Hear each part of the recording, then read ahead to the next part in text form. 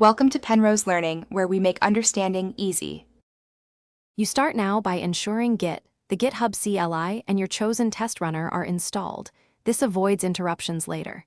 Create the repository and commit a minimal structure: README, gitignore, and a tests directory, then push the initial commit. Next, generate a GitHub personal access token and add secrets to the repo settings so your CI jobs can access services. Once done, create a feature branch and add one sample test file to validate the pipeline flow. You now build the CI workflow file in GitHub/workflows and define jobs that run your test commands. This is where automation happens. Use a matrix to run tests across OS and runtime versions and include service containers or browser setup when needed.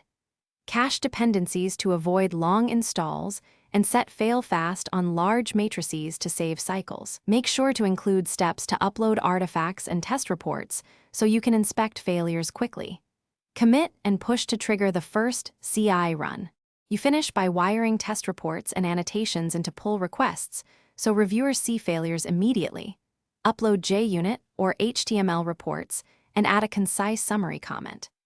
If tests are flaky, add conditional rerun steps or isolate failures into retriable jobs to identify race conditions. When things go wrong, run the workflow locally using a tool like Act or use a self-hosted runner with matching environment to reproduce. Make sure to iterate. Fix config, run, and up. Thanks for watching. If this was helpful, leave a like and consider subscribing. See you next time.